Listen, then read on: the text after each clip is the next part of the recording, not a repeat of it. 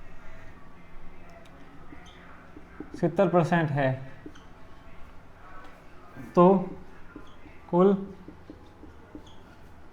मैचों की संख्या बताओ।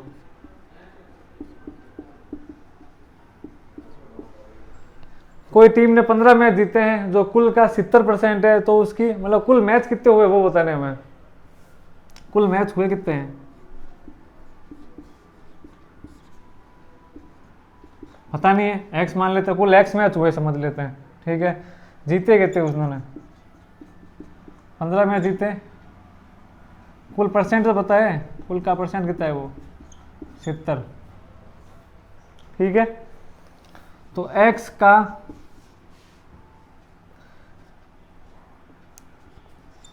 70% 15 है, एक्स का 70% 15 है, कुल मैचों का 15 है, ठीक है। तो इसको देखो, पहले तो हम काट सकते तो काट लेंगे इनको, ठीक है।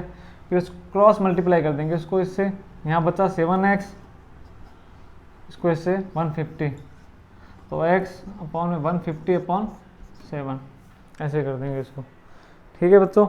डिवाइड कर देना, x का मान आ जाएगा, आपके x मैचों की संख्या आ जाएगी।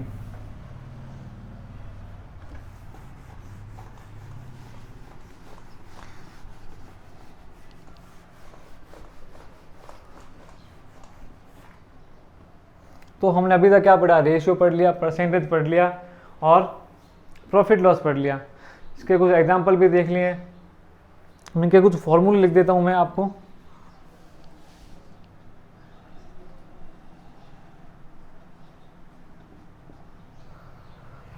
परसेंटेज, परसेंट में ऑफ का मतलब होता है मल्टीप्लाई,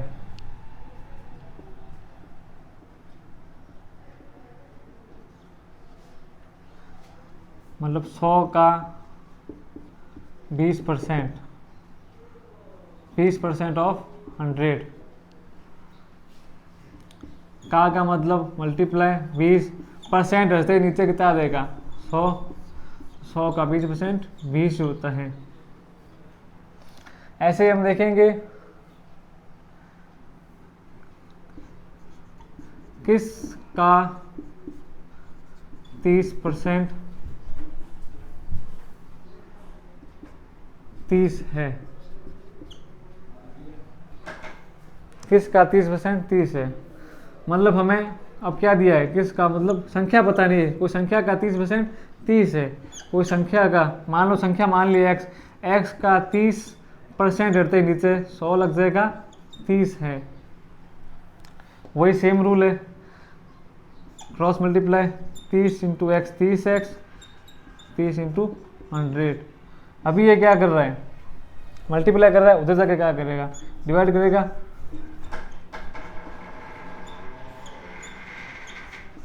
तो हमारे पास x का मान आ जाएगा 100।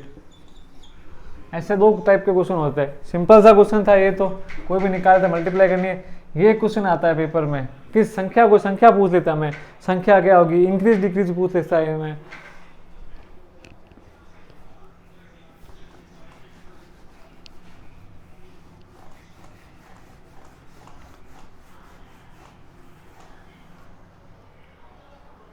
अब हम बात करते हैं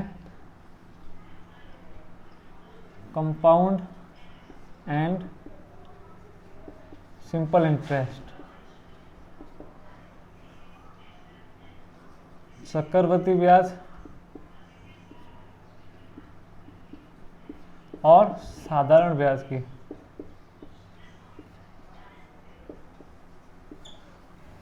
साधारण ब्याज के कुछ फॉर्मूले हैं।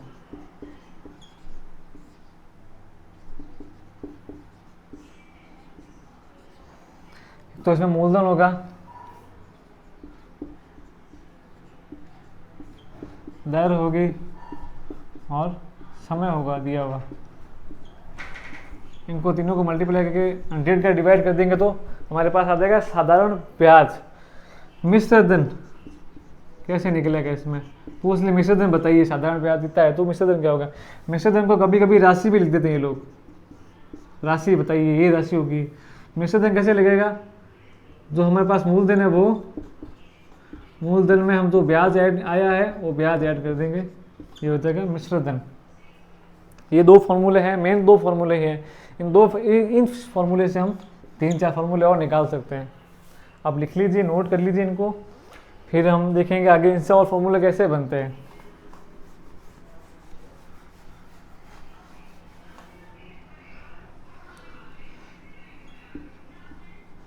मूलधन को बोलते हैं प्रिंसिपल, दर को बोलते हैं रेट,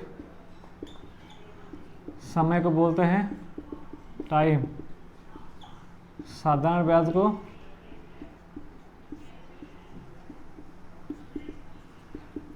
सिंपल इंटरेस्ट। यार मैं ऐसा ही बोल दूँ, इसको ऐसा ही बोलूँगा मैं बार बार, सिंपल इंटरेस्ट पूरा नहीं बोलूँगा। इसको P बोलेंगे हम, इसको R बोलेंगे, इसको T बोलेंगे। तो ऐसे का फॉर्मूला हमने देखा पीछे, अभी क्या देखा, P into R into T upon में 100। अब ये तो सिंपल इंटरेस्ट पूछेगा तो अब सीधा निकाल देंगे ऐसे। अब वो पूछेगा हमें दर निकालनी है, दर निकाले फॉर्मूला हम बना लेंगे यहीं पे, देखो दर निकालनी है, बाकी उठा के वहाँ सारा वहाँ ले दो। R निकालना, R पड़ा है, क्रॉस मल्टीप्लिकेशन कर दो, नीचे कुछ नहीं, इसको इससे कर दो। तो SI इंटू 100, R पड़ा है, निकालना है, P अपॉन में इंटू T। ये R निकलेगा, ऐसा का ऐसा T निकलेगा, T पड़ा है इधर, ऊपर SI इंटू 100 ही रहेगा, P इंटू R। ऐसा कैसा मूलधन निकाल सकते हैं, ऐसे फॉर्मूले बनेंगे। तो हम इनके क्वेश्चन के चर्चा अगले टॉपिक में, अगले वीडियो में करेंगे। आप ये उतार लेना, और अभी तक आपने हमारे चैनल को सब्सक्राइब नहीं किया है तो ज़रूर सब्सक्राइब कीजिए। और आपको ये वीडियो कैसे लगा कमेंट में करके बताइए हमें। Thank you so much.